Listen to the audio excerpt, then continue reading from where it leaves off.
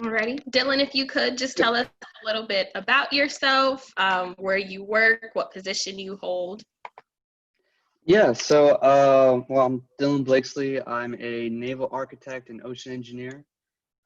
So we're a contractor for NOAA, which is the National Oceanic and Atmospheric Administration. And we're actually platform acquisitions within that. So all new ship design, all new technologies, unmanned systems, and aerial systems.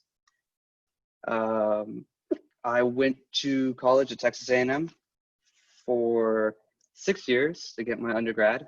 So, and I graduated with a bachelor's in ocean engineering.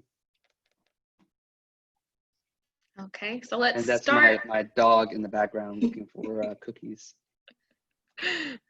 So we'll start, I guess, backwards and move forward. So you say that you graduated from Texas A&M. Can you tell us a little bit about your experience there, why you chose A&M, why you chose your major? Yeah, so I came to A&M by accident, actually. I was in high school and a bunch of my friends were going up to A&M and Berlin, and they said, hey, why don't you come up here? And I didn't know what I wanted to do or where I wanted to go. And so I was like, why not? Let's do it. So I went up to A&M. I spent a year doing what was called Blend Team, which is half at the community college, half at A&M. And then from there, I transferred into major to major until I found ocean engineering. So it took me a while, but eventually I found ocean engineering and loved it. Let's see if that was that all. Did I miss something there? So I guess to follow up with that, what was it about ocean engineering? You know, there's civil, there's mechanical, there's all these different types. What drew you to ocean engineering in particular? So I really liked cars, boats, and planes. Anything that moved, anything that went fast. I didn't know what I wanted to do exactly.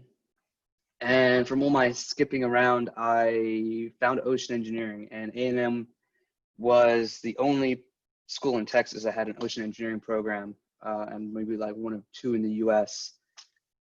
And everyone was really nice there compared to some of the other majors. It was, you know, it was just like a really small family. And I fell in love with the major, and people were really cool, and I became really close friends with everyone. So I came into it that way, and from that, you know, I grew this a passion for it, and really for the ocean and trying to make the world a better place somehow. Very admirable thing to want, you know, nothing much, just to make the world a better place. I don't know if that takes much. You know, if everyone does their part, we can do it. Yeah, So, I now go to the beach and pick up everything that I see, and making your job a little bit easier even on your off days, huh? So, Dylan, a lot of our students are under the impression that they have to have a perfect GPA in college, or that they can never do or perform poorly in a class in order to be successful. Can you speak a little bit about your personal experiences and whether or not you found this to be true? Yeah, so I'm really proud that I had a 4.0 GPA for my first half a semester, or first semester. And somewhere around, it all just started going downhill from there. At one point, I actually failed almost all the classes. So it was tough. You know, college for me was a lot more difficult than the real world. And you know, I was lucky. I found my department head and my advisors were super helpful. So they helped me get through. You know, late, but they pushed me through and forced me to graduate. So that was really helpful. So I don't think you have to have a good GPA, but one thing that helped me was I was really well-rounded. So I did a lot of extra activities and different programs. And so when I graduated, I didn't have to look for a job. I think I applied to one job and I had gotten 8 offers. So, I mean, it's, the community was amazing, and it's really just, once you graduate, you're, able to find something. That's a perfect point that you mentioned. We try to tell our students, although GPA and your grades is very important, being that well-rounded student, being involved and being in extracurriculars, giving back to your community, fostering those relationships and maintaining those relationships are just as important as the grades. Because like you said, sometimes it's who you know as far as getting that job after graduation. Yeah, I think, personally, I think depending on what you do, it can be more important. If you have internships and are able to go out into the real world, it's worth so much more than proving that you can pass the class. And passing the class is super important. You have to pass, but beyond passing, you have to prove that you know something about engineering and ships and being there. So speaking on that, could you tell us a little bit more about your job? What does your day-to-day look like?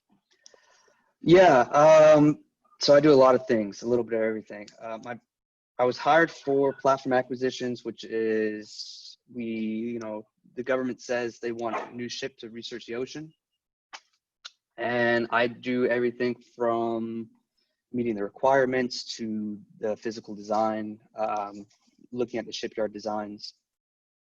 My company also sends me off because back in college I did a lot of unmanned systems. I review all the unmanned systems. So any autonomous robots, they fly me out and I go around the country looking at all the new robots and seeing how we can improve them. And then I'll work on, another week I'll work on Navy ships. So I'm all over the country. I think one month I flew to 4 different states and, one every week. Oh, wow. So it's a lot of travel. So I assume ocean engineering can require a bit of travel, to say the least. What's the coolest place you've traveled for work? Monaco. Monaco is the coolest place. It's in the south of France, and it's beautiful. I mean, blue water, lots of seafood, lots of food everywhere. It's the most beautiful place you can imagine. And then I got to go into this museum where they had a whale hanging. It naturally died, but it was just hanging from the ceiling, and the prince was there, and I was very lucky to go there. So. Did you know before, I guess, majoring in ocean engineering or taking this position, did you know that it would require this much traveling? And if so, was that something that kind of drew you to this position? I always wanted to travel. But I wasn't expecting it. I was expecting maybe once every couple months, maybe once a year. But, I got really lucky and they fly me wherever I want to go pretty much for work. So it's always nice on the company's back. See the beautiful beaches of Monaco and eat the wonderful seafood. It's fun. So seeing that you've been in your position for a little bit, what skills are you finding that you need in order to be successful in ocean engineering? I think for me it was being willing to work no matter what. I've spent weeks where I didn't sleep for 3 days straight because I'm trying to get a project done in time, and I wouldn't recommend doing that, and it doesn't really take that, but it's just as long as you're willing to learn, and that's the most important, willing to learn and trying to improve always. I even today, one of the guys in the office, he's an 80-year-old engineer. He went to MIT. He's the smartest person I ever met, and once a week I go get coffee with him, sit at his house, talk about engineering things. And I really try to learn as much as I can from the people around me. So. That's good.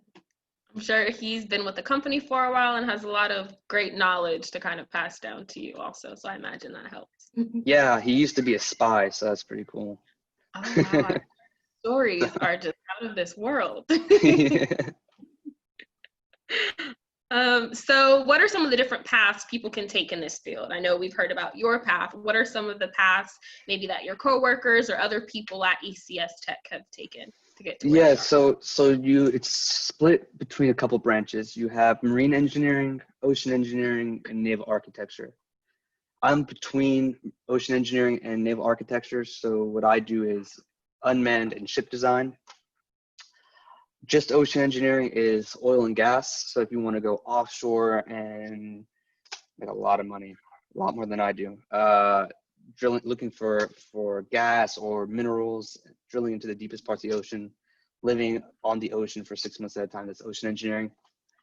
And then marine engineering is more like looking at the layout of ships and equipment on ships.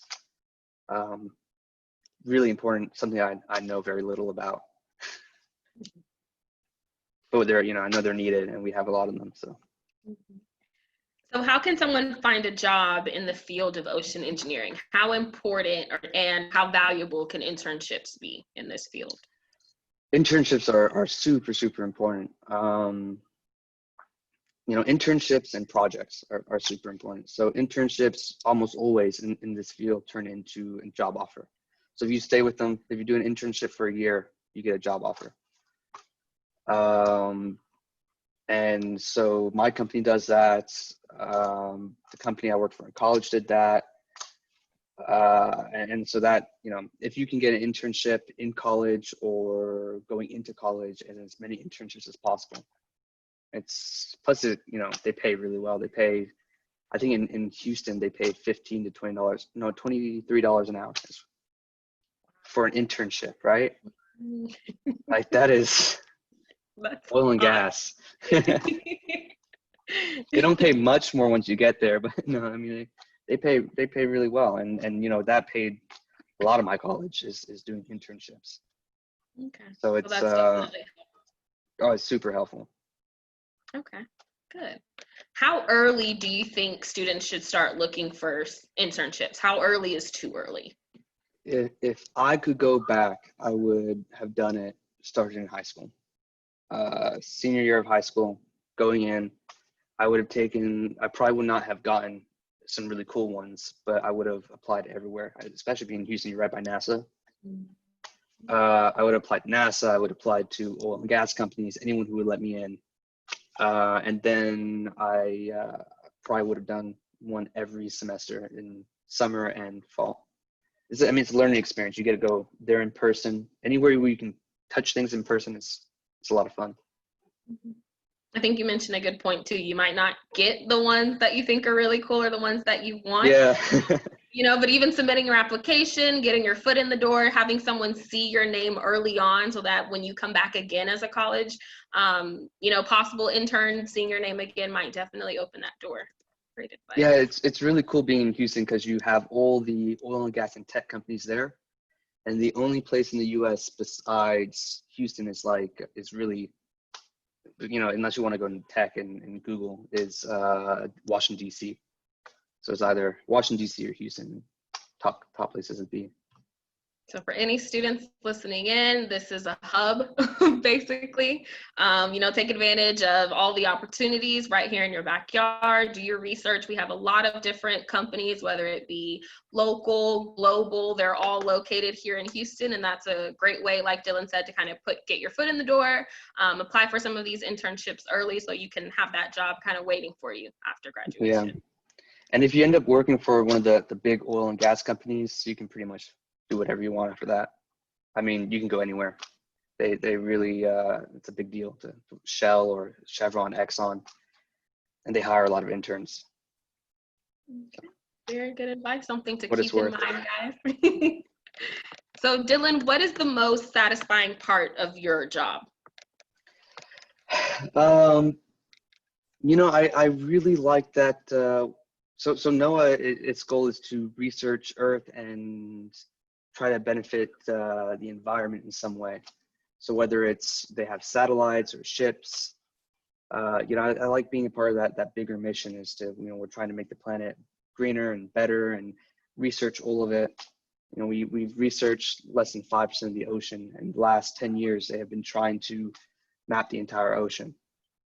So that's made it's a big deal in trying to do our little part. Mhm. So I guess with the pandemic, has your job changed at all? Has it become more difficult doing the things you do or communicating with different people, different organizations? How has it changed due to COVID? Yeah, a lot of our travel got canceled. I mean, the Navy work I do is still, I still have to travel for that, but I got my London trip canceled. But it's nice. I mean, you get to work from home, and that's really nice. And I have my dog, and so he's really happy. So it's interesting. We're still working out how to work online, how to do everything online, and that whole dynamic. But it's great. I mean, we still work and still have a lot of work to do, and still travel. So I'm excited. I really enjoy it. I'm sure your heart broke just a little when that London trip, when that London trip got canceled. Yeah, really. Hopefully we'll be back to normal again and it can get put back on your schedule sooner rather than later. Yeah. I mean, it's fun. It's great. It's been really great graduating and being able to do all these things that I never was able to do in college. So, or before college, really. But. So Dylan, tell us about a time where you were told no when you wanted something, whether that be for a job or any type of opportunity. How did that go when you were told no? Did you kind of go back to the drawing board? Did you sulk a little bit? What was that process like? Yeah, I get told no a lot. So the first time the big time was in college. And this is I wanted to join this project called the X Prize, which was one of the things in the cahoots. It was a $8 million competition to research the ocean floor. And I thought, all right, I can win that $8 million. So I went to the department head, and I came up with this plan. And I said, we can do it. And his response was, no. There's no other colleges involved. Come back later, maybe. So I went away for a day, and this is my first 24-hour straight through, and I wrote 100 pages of how we're going to compete in the X Prize. And I knew nothing, by the way. I had no idea what I was doing, so most of it was wrong. But I wrote my idea, and so I next day I came in and I dropped it on his desk, and I said, look, all I need is $2,000 and we can win $8 million. And so the school gave the money and we joined. And it took us 5 years after that. So I did it all the way through graduation. And at the end of it, we ended up winning $1 million out of it. So we became one of the top 9 in the world to develop these autonomous vehicles, and did all the technology. And it was really, really cool stuff. I never saw the money, unfortunately, but I got a cardboard check, which was really exciting. That's absolutely amazing. Wow. So tell us about that, I guess, a little bit more. So some of our students, sometimes they're told no, and many of us are told no. And, instead of kind of going back and doing that research, learning a little bit more and coming back with an even better proposal, we just kind of take that no and move on to the next thing. What advice do you have for some of us who are more likely to take?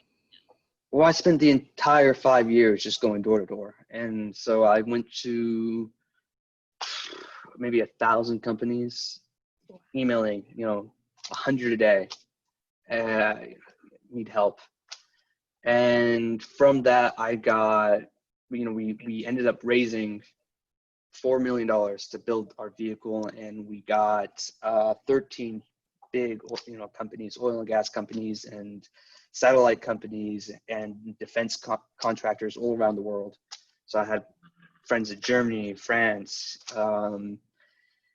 and just going door to door and pushing through trying to come up with a new technology, seeing what other people's ideas were, and trying to learn. Again, I was, you know, every day our design completely changed as to what we were going to do, and it was a really cool experience. Really difficult, but it helped me out in the long run, and it's why I was able to get a job afterwards. I bet the way, you took that no, and now, because of it, your institution is kind of one of the top 9 after that competition. That's absolutely amazing. I'd hire you too. So yeah, that makes sense. I appreciate it. So switching gears just a little bit before we open it up to questions from our students. And again, students, if you have any questions, write them in the chat, put them in the Q&A box or portion of the screen. But before we get to that, I guess, what piece of advice do you have for students that are in high school or in college trying to get that degree, and then I guess start their careers? I would say don't do what I did. Don't take 6 years if you can. Get it done. When I was getting my bachelor's, it seemed so difficult and so easy just to drop out and do something else. But the real world is not as difficult as that. If you're doing something you like, and it's entirely different. And once you have that piece of paper, I mean, you can do anything after that. You're so much more free to do whatever you want. And whether you want to switch degrees or not switch degrees, switch industries or whatever you want to do, as long as you have that piece of paper, you can pretty much do anything you want. And then I guess one of the last questions that I have, I guess it's a 2-part question. So we have both high school students and college students on the call. So if I were a high school student, what advice would you give me to be a strong college applicant? And then for our college students that are on the call, what advice would you have for them to be a strong applicant for an internship? Okay, so for high school students, college looks at GPA for high school, and that's tough to get around. And the way you can get around that is study a lot for your SAT. In Texas, if you're top 10%, you can make it through. If you're not top 10%, you can definitely get in with a good SAT score. And if you still can't get in with that, then you keep trying. And so you go to a community college for a year, you got to get A's there for 1 semester, and then you transfer in. And then after that, it's just kind of, coasting. You do your best you can, but, it's tough. It's tough to get in, right? And then once you're in, they want to keep you there. And so you just try to stay in and finish as fast as possible. For college students, so I have right now 3 interns working for me, and so we hire a lot of interns.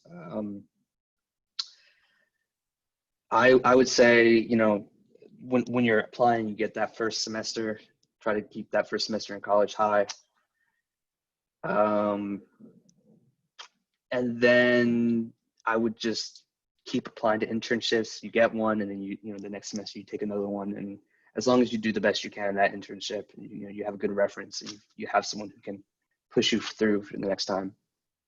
So internships or jobs. I mean, internships are jobs that pay, they're jobs that apply to your major, but any experience is amazing.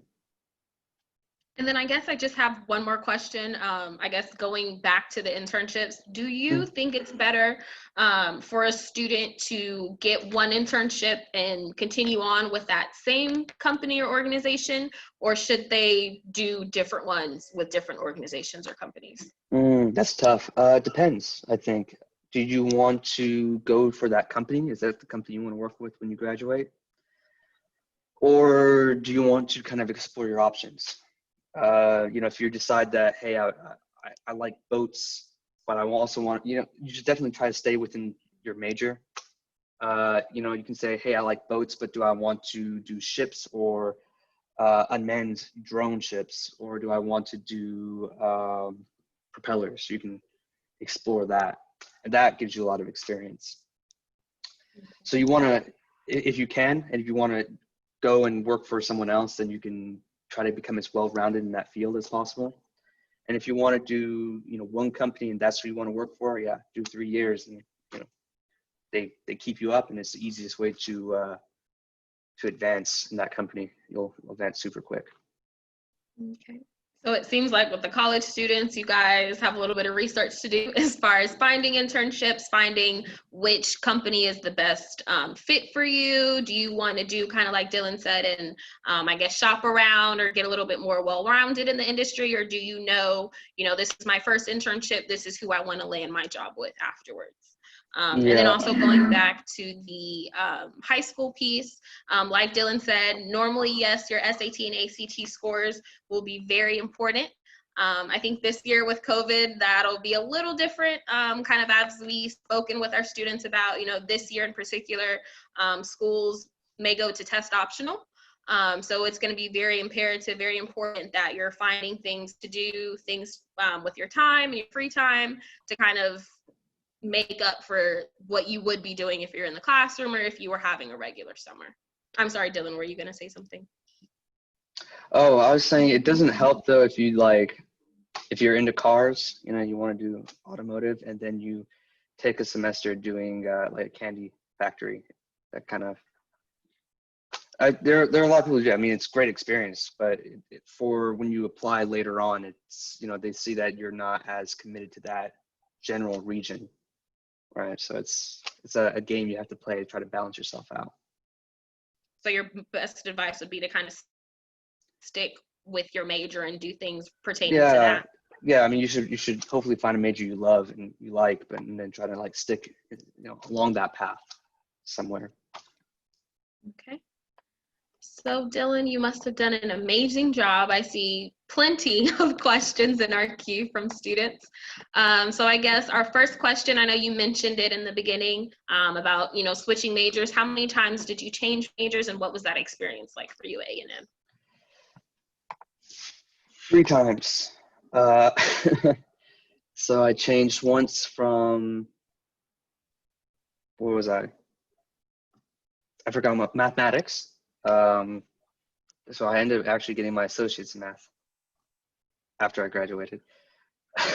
I went into mechanical manufacturing, which I really enjoyed. It was taught me a lot, and so that experience has helped me a lot in what I do now.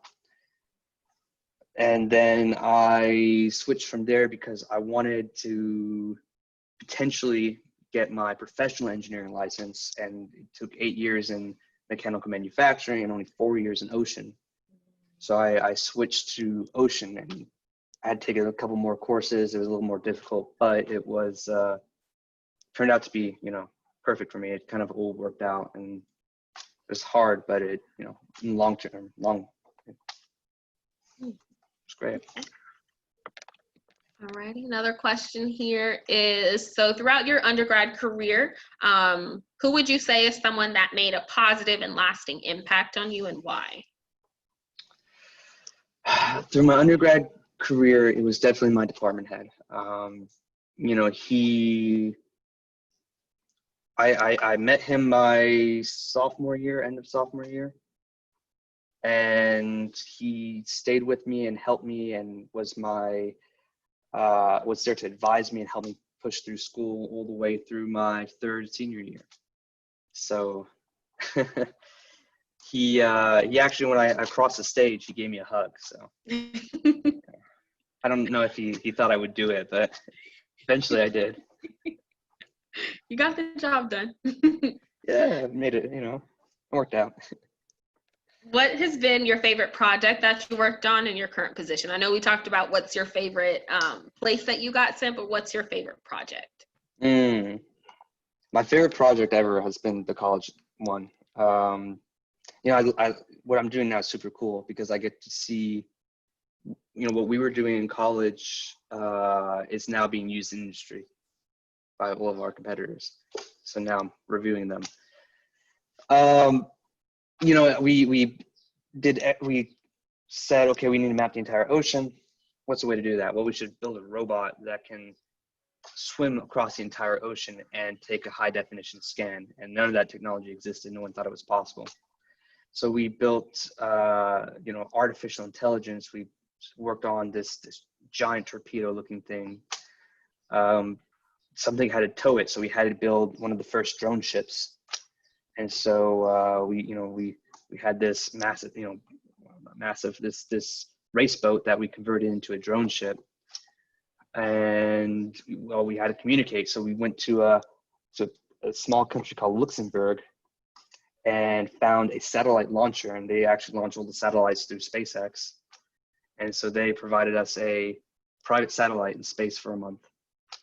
We did everything from, looking at the problem to every single cable, all the way to the computers and the programming. And I got to experience everything. So that was the coolest.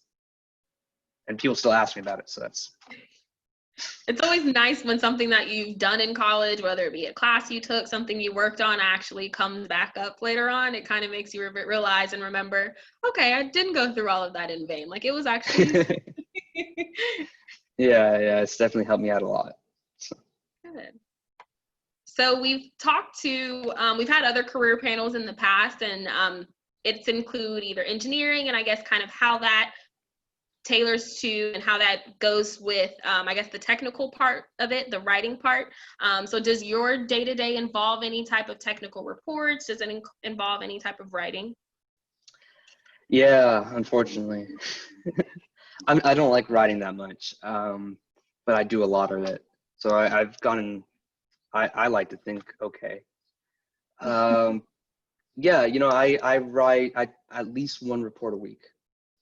So it could be something saying, here, yesterday I turned in a document that worked with some of our interns.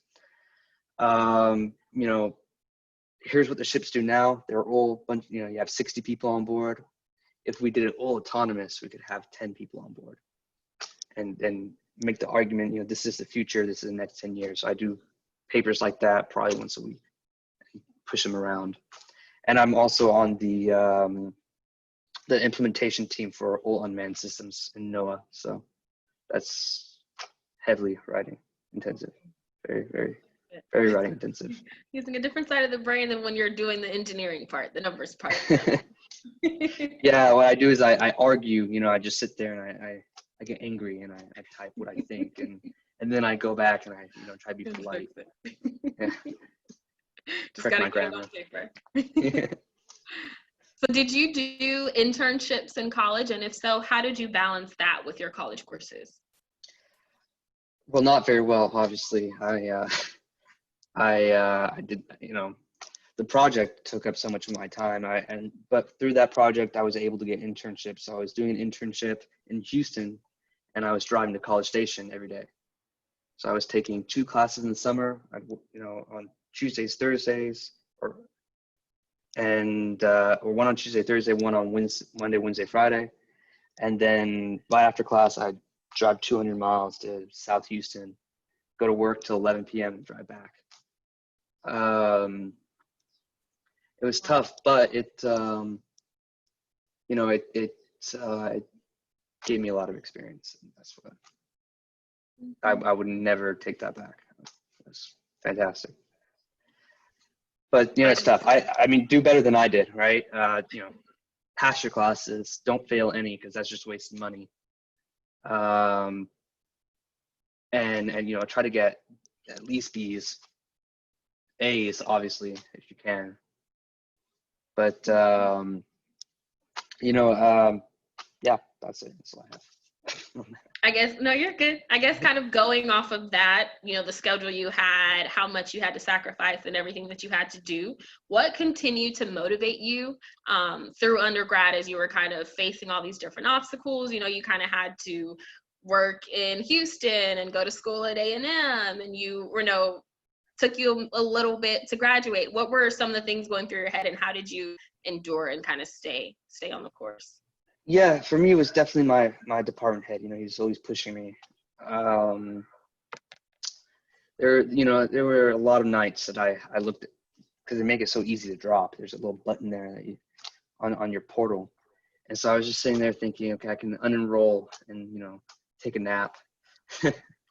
But my professor, having faculty members, so I had multiple faculty members that I would go to, and they, I'd just sit there and talk, and, hey, I'm having trouble in this class, can you help me out? Or I'm having trouble, paying for next semester.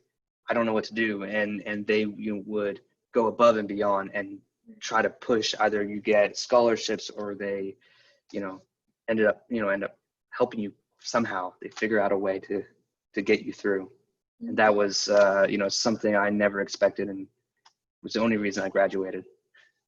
So we tell our students, how important it is to get to know your professors, get to know faculty and staff on campus, just for some of the reasons that you mentioned.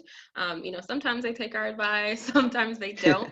How different do you think your college experience, or, your graduation date even, how different do you think everything would have been had you not had people that can make those impacts for you on campus? Well, it took me a few years to realize that I needed to make friends with them and see how they could help me. And that's what helped me get through in the end. So it's tougher when you don't, right? Because, you have friends and we go out and we have fun, but it's having a professor there is you can't really compare. Having a professor and having faculty members that you can go to, ask advice, work through your class. Some might pass you even if you don't deserve it. So. Yeah, it's a little bit easier and better to get help from, faculty and staff who have either been in your shoes or have seen many other students come in your shoes, as opposed to asking a friend who's trying to figure it all out just like you are. Most professors, if they see you trying every day and pushing through, they'll do what it takes to help you.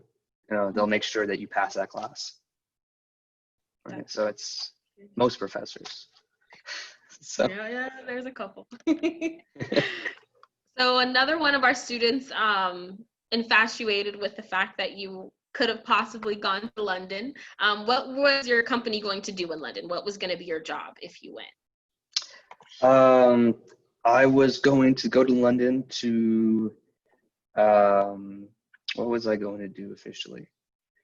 To go talk about autonomous vehicles because of the college experience, a lot of those companies now are in Europe, and we wanted to research autonomous vehicles. And so once every 2 years in London, they have a big autonomous defense conference. And so it's all free food. And everyone goes out and you have fun, you meet all these new friends and talk about new technology. And so it's all these geeks who get together and have a bunch of fun. I got to do that in New Orleans as well, and that was a lot of fun. So we go to these conferences, and I think those, if you can go to a conference, those are super fun. You go there, you make friends, you get to know everyone in industry because everyone goes there. And you can learn about all the new technology that's coming out, and you can convince them to tell you what's the next thing is. So you can always be ahead. So that's get some inside feedback. So speaking on your experience at A&M, we have quite a few, whether they be current Aggies or future Aggies on the call. Did you get help from upperclassmen and any clubs around your major at A&M? What was your, student experience like? Yeah, I joined a couple programs. I was in aerospace team for a while. Again, I didn't know what to do. And so I jumped around. I did our MTS for a while. I found my own team, and that was a lot of fun. And so I spent most of my time with my group of 20 students who we were all friends, all different grades. So I had some upperclassmen, some PhD students. I became really close with one PhD student who was 40 years old and super smart, and we would go have dinner and with his family, and You know, it's good to, I had a balance, right? So, you know, you have a balance of people who you go have fun with, and then some of those people can help you through classes and give you advice and tutor you. And so it's be friends with as many people as you can. Focus on school, use them to help you get through school, but having friends is nice. So I kind of touched on this question earlier, but a student wants to know, so if they really want to become an engineer, but they might not be the best at math or science, is this something that they can be taught? Is this a skill that you're born with and either you have it or you don't? Okay, so I was not going to, okay, no one here is here to listen except you guys and it's recording. I failed Math 308, which is differential equations. This is why my GPA was so low. 4 times. So any people who are in college already who have probably already taken that course and passed it with an A, you know, there's me. It's a skill that you got to practice over and over and over again. And you can't really do the next step until you perfect the one before. And so it's a lot of practice. Differential equations and calculus is great to know, because that one time a year that someone has a question that involves calculus, you can, you know, bring out your book and figure it out. But unless you're doing in-depth design, which sometimes I do, but for the most part, it's you're using as much of your experience as possible that you've learned through internships and things you've seen, and trying to apply that to the next project. So you need math to get through school. You need math if you're going to do like in-depth research. It's definitely something you can learn, but it's not the worst thing. You know, I was really good at multiplication, division, but differential equations, calculus, differential equations, I had trouble. Eventually I got it. It took me 6 years, but I got it. So personally, I think that just speaks to how resilient you are to fail a course. You know, I failed a class or two in college, and it was just one time, and I thought it was the end of the world, and, you know, I never wanted to take it again. So the fact that you failed it, you know, more than you wish you would have. And, you know, you kept going back, you took the class, you passed it, you got the degree, you got the job you wanted. I think that's amazing. Like I said, I would definitely take the hard courses at a community college, because you can do them online, or you have a little more time to study, and it's a little easier than going to the 4-year and doing, you know, 6 math courses, and then it hurts your GPA. So yeah, so always with that, students, I think it's a lot of working smarter, not harder. If you have that opportunity, you know, take that opportunity. Of course, being mindful. Some universities are very particular about where each course comes from. So of course, do all of your research before you enroll in that course at a community college, and make sure you have the skills needed, I guess, to make a good grade in that course. Okay. advisors, if you have a good advisor, you become friends with him, he'll take care of everything. He'll register you for classes. He'll, you know, tell you what class you got to take at community college, how to get, you know, that 3.5 or 4.0 GPA without, you know, having to worry about it. And that advisors are super helpful. So another question, I don't know if you know the answer to this one. So what career should I venture into if I'm interested in transportation? So I know you kind of mentioned boats and stuff like that. This student is asking if they're more interested in transportation, like trains, planes, cars, maybe engineering. Is transportation engineering an example, or what field would he go into exactly? So there's transportation engineering, which is, from what I understand, more efficiency. So if you're looking at how to make roads super efficient, it's kind of, you know, similar to maybe civil in some ways, but it's more, you know, looking at how to make the roads more efficient. A&M has a really good program for that. If you're into building, you know, boats or working in boats, definitely you want to go to naval architecture or marine engineering. So if you want to be on a boat, play in aerospace engineering. If you want to design them, if you want to do, I don't know, there's a lot of different programs. What I would actually do is I would just go tour the campus and I would sneak into the advisor's office, and you'll learn real quick. Some of them are really nice. Some of them, you have to have a week, reservation ahead of time. So I go in, knock on the door, ask, hey, I'm really interested in this. What do you think? If their first response is, well, do you have a 4.0, then it's probably, go to another advisor. Because, those guys just have so many people going through, they're just kind of rude. But there's a lot of really nice guys that you can just go through and ask.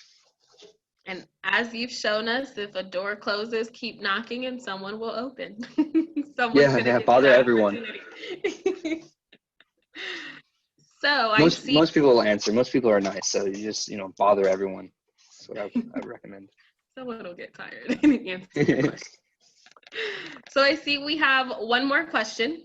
I will warn you. So when you mention being abroad, that definitely makes our students kind of perk their ears up. They want to travel, they want to see different places. So I guess the question is, what recommendations do you have for working abroad in your career? Okay, in my career, the top places are, it depends what you want to do. If you want to do defense work and you want to be able to come back to the US, you're stuck in Houston, DC, primarily DC, or the UK. You can get away with there's a lot of cool British defense companies up there. And it specializes. You can work on sensors, you can work for the Navy or DARPA. DARPA is like NASA, but 10 times more difficult. Actually, the Navy has some really cool secret stuff that's way more difficult than anything NASA's doing. And I mean, it is. They have cities that go under the ocean. I don't know if you've realized how big a submarine is. It's almost as big as a cruise ship, and this thing is going under the ocean and not making a single sound. It's insane. And so it's got way more technology than any spaceship. So you have those. Sweden have really cool torpedoes. So if you want to blow stuff up, you can work in Sweden for Saab fighter jets. They build their torpedoes right next to their fighter jets. I mean, the US is, the place to be if you want to work on the most advanced technology. You want to, it's hard to get into, but it's the most advanced stuff in the world. And then beyond that, all its allies. And so if you work in the US, they'll actually send you some places, depending on where you go, will send you to these partners to learn. And I think you're good. And I think kind of like you mentioned earlier too, being in Houston with it being such a big hub for a lot of different industries, getting an internship or position here, some of these companies are global. So you work here, you can possibly travel, you can get that position overseas somewhere if that's what interests you. Yeah. I mean, there's so many opportunities here. And